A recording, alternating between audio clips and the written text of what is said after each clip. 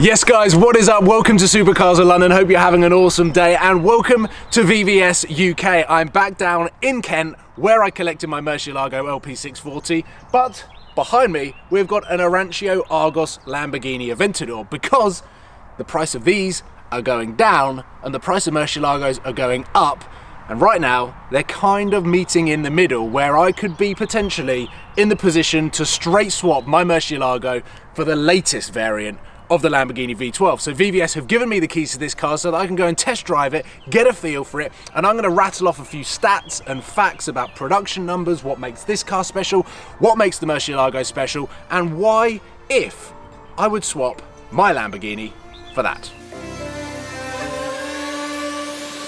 No one ever sees me, I'm losing every battle.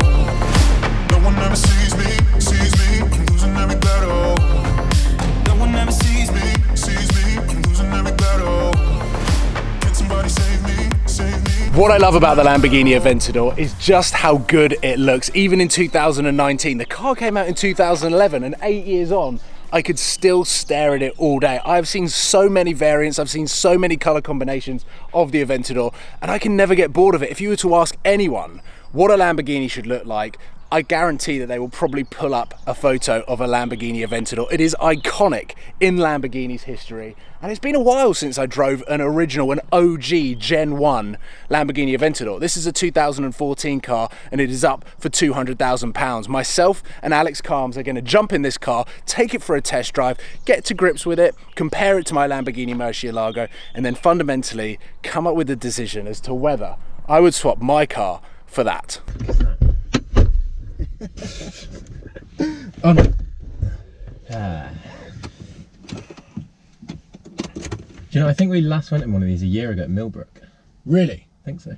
A Gen 1? Because we were there testing the Aventador S's four-wheel steer versus how much it had improved. Back to back. Which it had improved. Yeah, there's quite a big difference. And we both said that as a really good Gen 1 Aventador as well. Very good example. Yeah. Okay, I can't take that GoPro audio any longer. I am mid-edit in the Aventador video, and I've jumped in the Murcielago to relay everything that I said on that first initial bit of the drive with Alex in the Aventador. The rest of the video will follow this, but I've cut to me in the Murcielago, which hopefully will have better audio so that you don't have to deal with that GoPro stuff. So the Aventador, the best way to describe that as a first drive coming out of the Murcielago is it feels so much more automated and aided, just pulling away. You can feel the gearbox in the Aventador just trying to help you pull away.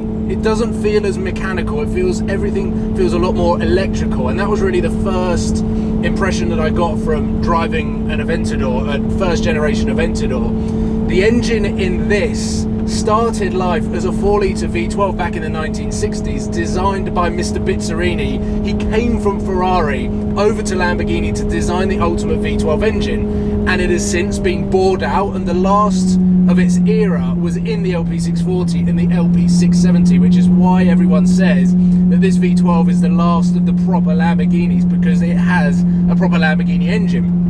The 6.5 V12 in the Lamborghini Aventador is a totally different engine that was designed specifically for that car, and it's the first V12 that Lamborghini have produced in conjunction with Audi, or with Audi's input and experience and stuff behind it, which is why the Aventador is claimed to be a Lamborghini Audi. But don't get me wrong, the Aventador looks and the road presence that it commands is as great as the Murcielago. The Aventador still to this day carries so much more road presence than I think any other car, and looking back on the clips from London, you can see why.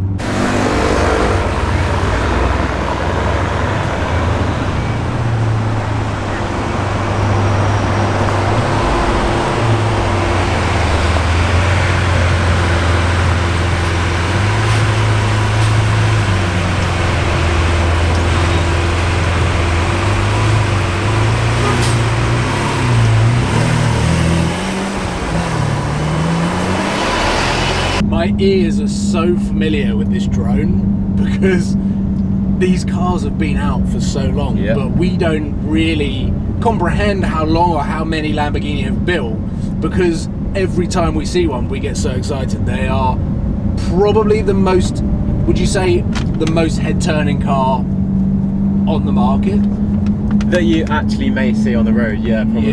Yeah.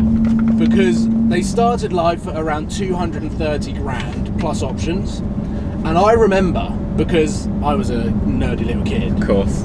that I used to track the depreciation of Aventadors through the first 2 to 3 years, because I was like, well, hopefully if I work hard enough in the next 5 to 10 years I might be able to buy one if they creep to 150,000. So you were kind of predicting this like downward depreciation curve, and you're like, at that point I can get into one. Yeah. Okay. But they never did. Yeah. For the first 3 years, Lamborghini Aventadors stuck above, not above list, I would say that they hung around 230 to 250 grand. Which is pretty astonishing, to be fair.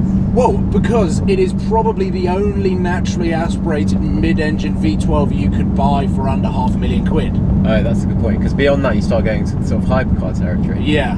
The only two cars that you can really get that are mid-engine V12s are Pagani Huayra or Pagani Zonda and a LaFerrari. Yeah. So it is a real all singing, all dancing, but a dying breed. So when you look at it like that, it's actually really good value for money. Yeah. So they stuck around 230, 250 until the Aventador S. Once the Aventador S came out, they started to really come down, and the cheapest Aventador now for sale is 175 grand. So in the last 3 years, they've depreciated more than the rest of their entire product life. Got it. Now, if you look at Lamborghini V12 products of old, you can understand why Lamborghini Diablos are now £250,000 and why Murcielagos are going up in value as opposed to the Aventador that's going down in value. And I don't think these have stopped just yet. I think because of how many Lamborghini built of these, so they said they were only going to build 4,000 Aventadors ever, and they built 5,000 within the first 4 years, and they're on target to build over 10,000 Aventadors, including SVJ and SVJ Roadster, whereas they built 3,000 Diablos. 10% of those were right-hand drive, so there's only just sounds like there's thunder going out. There's only around 300 right-hand drive Diablos, and they built around 3,000 Murcielagos, which again, around 10% were right-hand drive. So it's interesting, from Diablo to Murcielago, production figures didn't change, and then as soon as it comes onto Aventador, it just goes through the roof. Yeah. And obviously Lamborghini didn't foresee that demand, or they would have planned to originally build more. Yeah. What's even more mental is in the last 3 years of production for the Murcielago, so between 2007 and 2010, they built less than 500. Wow. So that also coincides with the world economic crisis. Yeah. So there was rumoured to be only 60 right-hand drive LP640s ever coming to the UK, and that would make sense because I did some research, and the DVLA database has 27 registered Murcielagos and taxed on the road in the UK. That's it. 27. And based from July 2018 last year, there was over 450 Aventadors. Oh, wow. So now, when you talk about the price and depreciation and these coming lower than Murcielagos, some people would speculate to say, oh yeah, but they'll go up like the Diablo and the Murcielago. They might not. They don't have the rarity factor. Yeah. Which is important. When I started looking at LP640s, I started looking when they were 100 grand. I got offered a left-hand drive car for 100 grand from a main dealer Lamborghini dealership. No way. Yeah. Wow. And now, well, I've tracked them. They went up to 140, they went up to 150. I bought mine at a good price, but I know the retail value of that car is around 190 to 200 grand. If you go for a really clean example, a UK supplied car, they're close to 225, 230. So these cars, the Aventadors, look like an absolute bargain. But actually, if you're going to go and spread the cost and put it on finance, or even pile in all of your money into one of these cars, the chances of you getting all of your money back in one of these after 12 months is a lot less than if you put it all into a Murcielago or a Diablo, where you might actually come out with more money than you put in at the start. Got it. So, as good as these are on paper and as modern as they look and as good as they sound,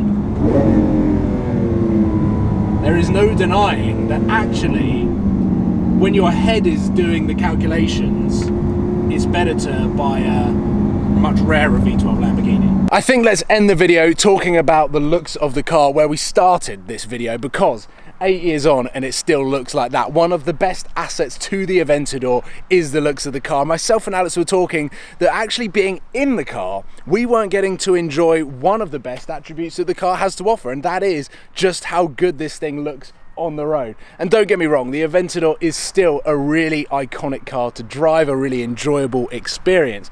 But when you think about the numbers that the Murcielago has and some of the older Lamborghini V12, this is definitely a different product when it comes to production numbers and when it comes to depreciation. So actually, realistically, I would never swap my Murcielago for an Aventador. And don't get me wrong, I have thought about it because I see the prices of Murcielagos creeping up and the prices of Aventadors coming down, but it makes absolutely no sense.